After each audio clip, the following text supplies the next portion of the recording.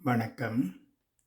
இப்பதிவினை முதற்தடவை பார்ப்பவர்கள் சப்ஸ்கிரைப் பண்ணி பார்க்கும்படி தயவுடன் கேட்டுக்கொள்கிறேன்.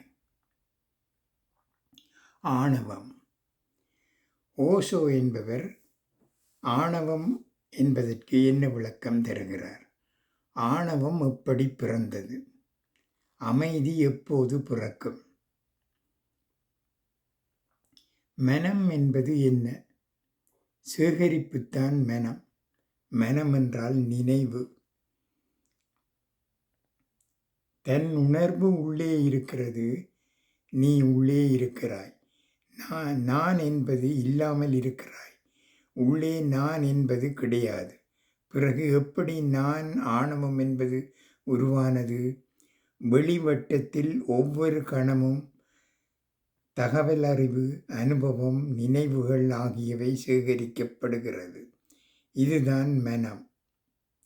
மேலும் நீ எப்போது உலகத்தை பார்த்தாலும் நீ மனதின் மூலமாக பார்க்கிறாய்.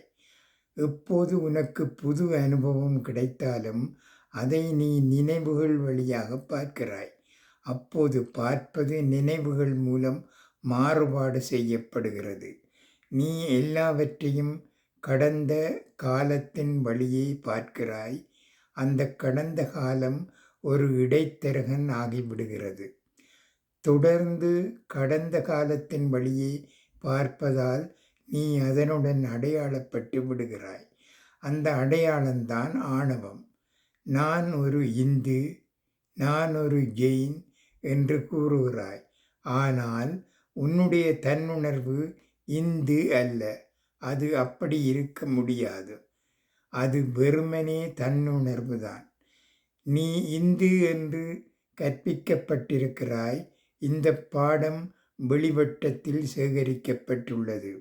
எப்போதெல்லாம் நீ ஏதாவது நினைவுடன், ஏதாவது அனுபவத்துடன், ஏதாவது பெயருடன், ஏதாவது உருவத்துடன் உன்னை அடையாளப்படுத்திக் கொள்கிறாயோ அப்போதெல்லாம் நான் பிறக்கிறது.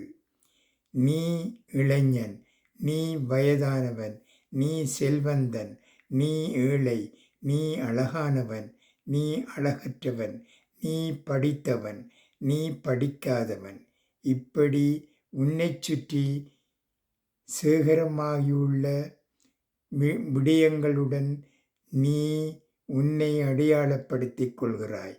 அப்போது நான் பிறக்கிறது. இதுதான் ஆணவம்.